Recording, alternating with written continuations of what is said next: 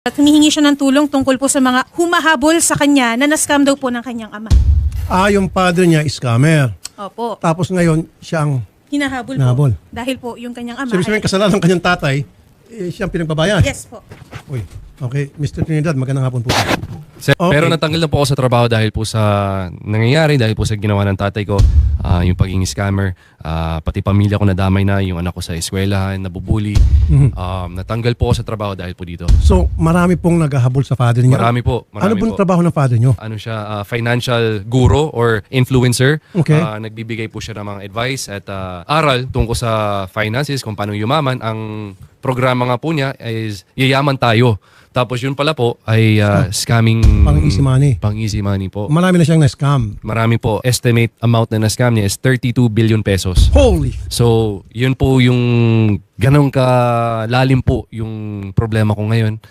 Pati po yung mga biktima ay hanggang sa bahay ko. Nagrereklamo sila at pumupunta Pati sila. bahay mo doon. na mismo? Opo, sumusugod sila. Naku, Dalawang personal life mo na yan. Pupunta ka pa sa bahay, hindi mo Opo. naman kasalanan. At pumapasok pa sa loob ng bahay. Ako po. Nasaan yung papa mo ngayon? Yung father mo? Tatago? Yun nga po, kaya sa akin po hinahabol yung mga nagrereklamo dahil ho patay na po siya. Patay na siya. Patay po siya, nagpakamatay po siya. Marami pong naghahabol sa father niya. Marami po. Estimate amount na na-scam niya is 32 billion pesos. Holy! Medyo mapapanganib po talaga yung buhay ko ngayon dahil may mga mas Okay. malalaking tao talaga. Nasa studio natin, Idol Rafi, si Mr. Samuel Trinidad. Samuel Trinidad. At isa po siyang bank manager at humihingi siya ng tulong tungkol po sa mga humahabol sa kanya na na-scam daw po ng kanyang ama. Yung father niya is scammer. Opo. Tapos ngayon, siya ang Hinahabol Hinahabol. po. Dahil po yung kanyang ama. sabi sabihin kasalanan ng kanyang tatay, siya ang pinagbabayan. Yes po. Uy, okay. Mr. Trinidad, magandang hapon po. Sen, magandang hapon po. Marami pong salamat sa pagtanggap sa akin.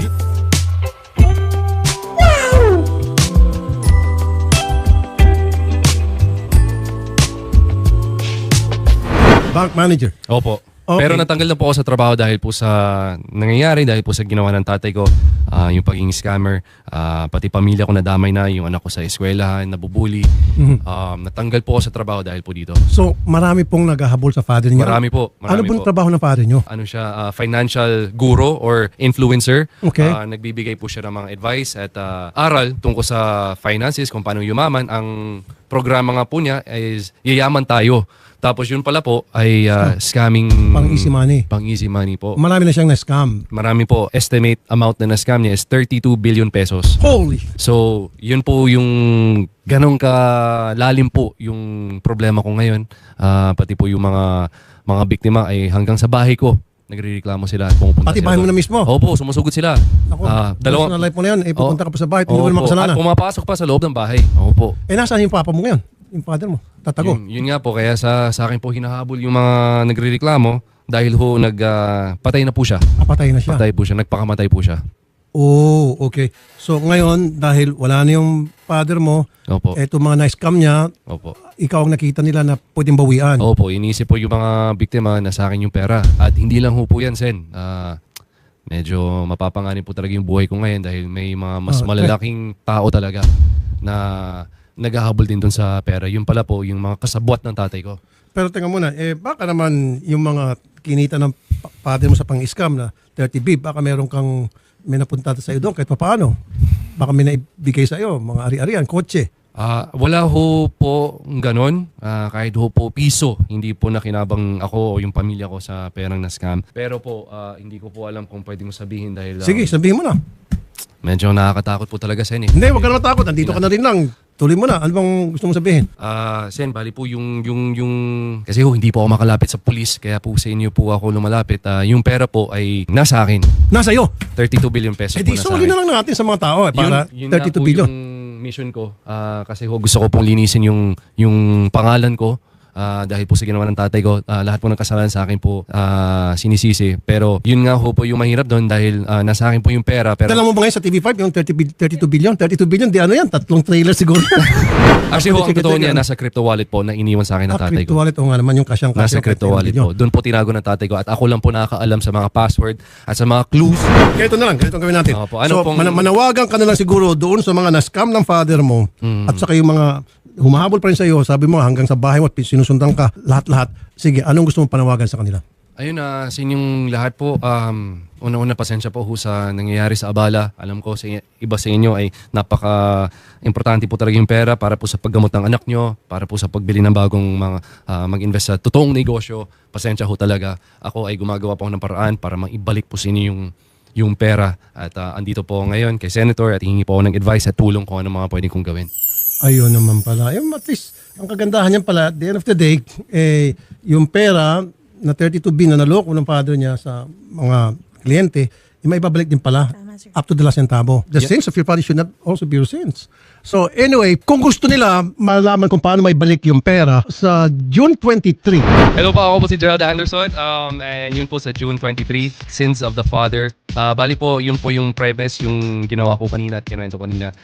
Doon po umikot yung storya, pero syempre may crime, may love, may family drama, may action, may suspense.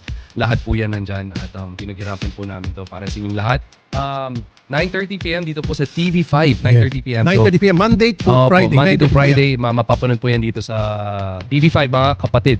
Kaya marami Sino-sino po mga kasama mo? Marami of course, si Sir John Arcilla, siya po yung gumanap. Sina Shaina Magdayaw, Jessie Menjola. It's a love story, may love story factor pero po ay may social awareness kaya po Maraming aral mapupulot. marami po Sen. At that's always my request kapag gumagawa po ako ng proyekto is sana po may mapupulot yung mga viewers na para mabawasan din po yung mga nagrereklamo dito sa inyo. Yun. I'm sure mayroon din mga nagreklamo about scamming. Marami. Marami. Every week, hindi nawawala. Yun din ang sinabi ko Ang ano nga yung parang maraming, despite the fact, maraming kami nabibigyan ng warning, marami pa rin nauto. Sorry dun sa mga na-scam, ha? Yes, yes, yes. I've been telling them, if it's Yes, too yes. good to be true, It's not true. it's not true. Yes. Sino ang director nito? FM Reyes, isa sa pinakamagaling na director natin, si Direk FM Reyes. At si Direk Bijoy Balaktas, we're very blessed na sila po yung captain of the ship. And ayun, marami pong dapat abangan. At nakita ko magaganda yung mga shots, mga views. Saan to sinut? Dito po sa Maynila, we're looking for mga best locations na babagay po sa istorya and very true to life po yung mga nangyayari. So that's why nung nalaman ko na pwede ako mag-guest dito, I really wanted to guest kasi nga alam Of ko course, po kapatid. at marami Network tayo. po nagreklamo sa inyo about scamming. Yes. Tama-tama. Ikaw na ba si Mr. Right? Ikaw na ba? Mr. Jerome Anderson. Maraming Paano salamat. yun? Thank you. Yan po sa TV5 lamang po yan. Monday to Friday, 9:30 p.m. sa TV5 Sins of the Father. Thank you, Mr. Sen, maraming salamat. Thank you. Anderson. Hindi na, alisin niyo ng summer trinitan. Sige. Thank Sige. Thank you. Ayan po mga kapatid, abangan nyo, napakagandang istorya.